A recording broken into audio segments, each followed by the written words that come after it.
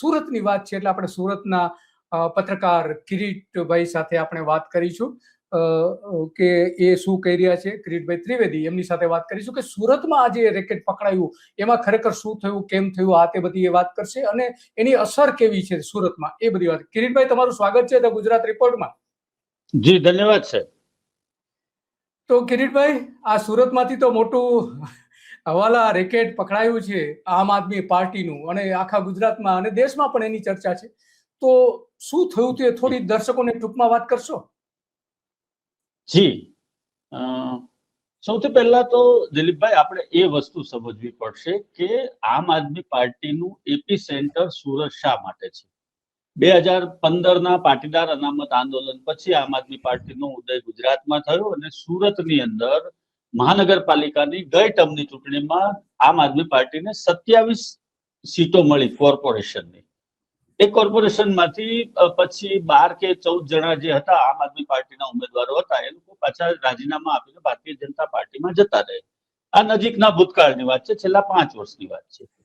હવે Gopal Italia વિસાવદરમાંથી by election જીતીને આવ્યા છે, એટલે સુરત ફરી વખત આમ આદમી પાર્ટીના કેન્દ્રમાં છે. અમદાવાદમાં ઈશુદાનભાઈ છે, તો સુરતમાં ગોપાલભાઈ ઇટાલિયા છે. આમ આદમી પાર્ટીને દિલ્હીથી એક મંત્રી અને એમના એક પીએ દ્વારા, મંત્રીના પીએ દ્વારા છેલ્લા લગભગ એમ કહું કે 4 મહિનાના સમયગાળાની અંદર ₹1.25 કરોડ મોકલવામાં આવ્યા છે ગુજરાતના આ જે નગરપાલિકા, મહાનગરપાલિકા અને તાલુકા પંચાયત, જિલ્લા પંચાયતના ઇલેક્શનમાં ઉપયોગમાં લેવા માટે. એમાં જે લાસ્ટ ઇન્સ્ટોલમેન્ટ આવ્યું 19.50 લાખનું, એ અહીંયા અમારે સુરતની અંદર આંગળિયા પેઢી છે અરવિંદ હિરેનની, હરિપુરામાં. ત્યાંથી આમ આદમી પાર્ટીના ઈશારે જે લોકો કામ કરતા હતા સુરતની અંદર, એવા આકાશ મિશ્રા અને અજય તિવારી, આ લોકો આંગળિયા પેઢીમાં પૈસા લેવા ગયા. એની જાણકારી પોલીસને મળી, પોલીસે દરોડો પાડ્યો, પોલીસે આ બંનેને રંગે હાથ ઝડપી પાડ્યા. તપાસ કરી તો પોલીસના કાન પણ સરવા થઈ ગયા. પોલીસ પણ આ લોકોના નિવેદનથી ચોંકી ઉઠી. એટલા માટે ચોંકી ઉઠી સાહેબ કે આજે 20 લાખ રૂપિયા ઇલેક્શનના મતદાનના 1 અઠવાડિયા પહેલા કે 10 દિવસ પહેલા સુરતમાં આવ્યા હતા. એ પૈસાનો ઉપયોગ આમ આદમી પાર્ટી દ્વારા અલગ અલગ તબક્કે અલગ અલગ જરૂરિયાત પ્રમાણે કરવામાં આવવાનો હતો. સૌથી પહેલો જે એમણે કબૂલાત કરી એના પ્રમાણે આમ આદમી પાર્ટી જે સોશિયલ મીડિયા ઇન્ફ્લુએન્સર છે, ખાસ કરીને યુટ્યુબ, ઇન્સ્ટા અને ફેસબુક ઉપર જેમના ફેન ફોલોઅર્સ વધારે છે, એવા ન્યૂઝ ચેનલના કે જે કોઈ કાર્યકરો કે જે કોઈ કામ કરતા હોય એવા લોકોને આમાંથી ફંડ એ લોકો ઇલેક્શન માટે માહોલ બનાવવા માટે આપવાના હતા. સ્વાભાવિક છે, ચાલો એ સ્વીકારીએ કે ભાઈ યુટ્યુબ વાળાને જે રીતે છાપાવાળાને પૈસા આપે છે, રિજનલ ચેનલમાં પૈસા અપાય છે ઇલેક્શન વખતે, એવી રીતે યુટ્યુબરને આપે, કોઈ પ્રોબ્લેમ નથી, આપતા હશે. બધા જ પક્ષો આપે છે, આજે એની સામે કોઈને કઈ વાંધો નથી હોતો. બીજા નંબરની મહત્વની વાત એ આવી, એમાં તપાસ દરમિયાન એવું ખુલ્યું કે આ જે રૂપિયા છે એને ગુજરાતના ગામડાઓ સુધી લઈ જવાના હતા અને ગામડાઓની અંદર અશાંતિ ઊભી થાય એવો માહોલ સર્જવાનો પ્રયત્ન હતો. એટલે પૈસાનો ઉપયોગ કોમ્યુનલ રાયોટ્સ અથવા તો વર્ગ વિગ્રહ માટે કરવાનો હતો. આ ખૂબ ગંભીર બાબત છે. પોલીસ તપાસમાં જે સામે આવ્યું છે, પોલીસનું જે ઓફિશિયલ નિવેદન છે એની આપણે વાત કરીએ છીએ. પોલીસે સત્તાવાર રીતે જે નિવેદન જારી કર્યું છે એના પ્રમાણે, એટલે પોલીસના કાન સરવા થઈ ગયા. પોલીસ આ મામલાની અંદર ઊંડી ઉતરી તો ખબર પડી કે પંજાબ અને દિલ્હીમાંથી આ પ્રમાણે અગાઉ 4 વખત આવા કેશ કન્સાઇનમેન્ટ આવી ચૂક્યા છે ને અહીંયા આ લોકોએ લીધા છે અને પૈસાનો ઉપયોગ અલગ અલગ જગ્યાએ કર્યો છે. તો હમણાં હું આવતા ન્યૂઝ ચેનલ પર જોતો છે કે જે પ્રમાણે આ રૂપિયા આવ્યા છે ભૂતકાળમાં, એનો ઉપયોગ ક્યાં થયો છે એ પણ પોલીસ અત્યારે પડપૂછ કરી રહી છે. બીજી તરફ તો આપણા કિરીટભાઈ, આપણા નાયબ મુખ્યપ્રધાન અને સુરતના ધારાસભ્ય જે છે એ શું વાત કરી રહ્યા છે એ જાણીએ. એમાં એ વાત કહે છે કે કરોડો રૂપિયા પકડાયા છે, એવી વાત કરે. ખરેખર તો 1.25 કરોડ પકડાયા છે, તો એ પણ એક કિસ્સો હમણાં હું આવતા ન્યૂઝ ચેનલ પર જોતો હતો કે કરોડો રૂપિયા જોડે આમ આદમી પાર્ટીનો કોઈ એક દિલ્હીથી આવેલા નેતાના પીએ એનું હવાલા કૌભાંડ કંઈ પકડાયું છે અને વિડીયોના દ્રશ્ય તમે જુઓ તો આગળ આ મોટી ઠોકરી રૂપિયાની દેખાય છે. આ રૂપિયા છેલ્લા 1 વર્ષથી દર મહિને અલગ અલગ જિલ્લાઓમાં આજે યુટ્યુબ નામની ચેનલો ચલાવતા લોકોને આપવામાં આવતા હતા અને ગુજરાતના લોકોને અને ગુજરાતને કઈ રીતે અંદર અંદર ઝઘડા કરાવી શકાય તે પ્રયાસ કરવામાં આ રૂપિયા વપરાતા હતા. આનું આખું ષડયંત્ર આજે ખુલ્લું પડ્યું છે. તો ષડયંત્રની એ વાત કરી રહ્યા છીએ. એ રૂપિયા કયા છે એની જે સીસીટીવી ફૂટેજ મેળવવામાં આવી છે એ પણ આપણે આ જોઈ શકીએ છીએ કે સીસીટીવી ફૂટેજમાં આ રૂપિયા દેખાઈ રહ્યા છે.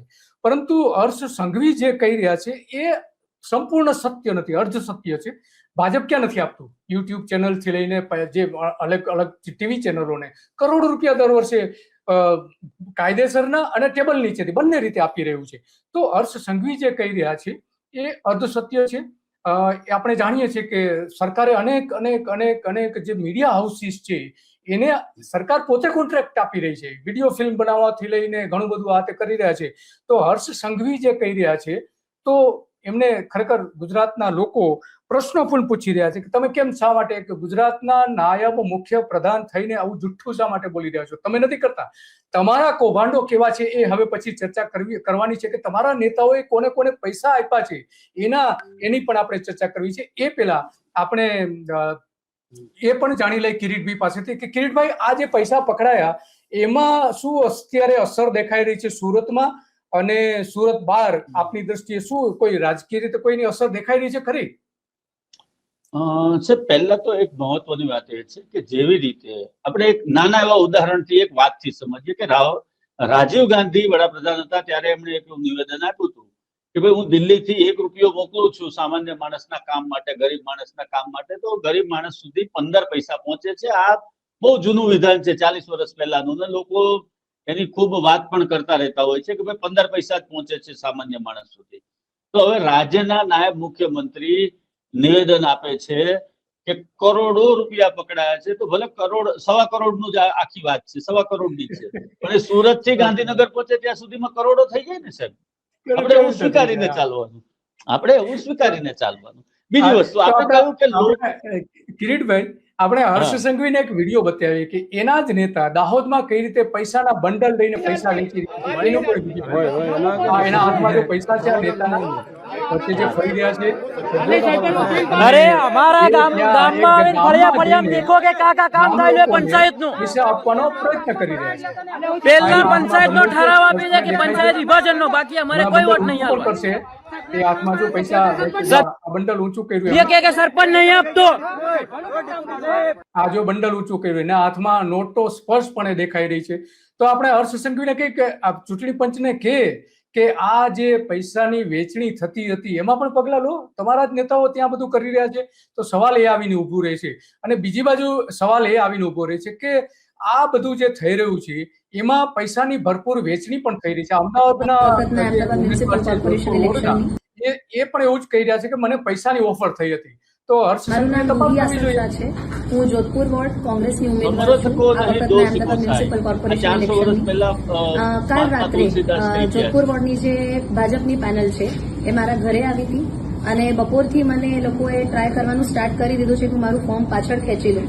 મને જે વિનોદભાઈ પટેલ છે એમને મને એવી રીતની ઓફર આપી છે કે અત્યારે મને પૈસા આપશે અને જેટલા હું માંગુ એટલા આપશે અને આવનારા 5 વર્ષમાં મને ગમે તે રીતે જો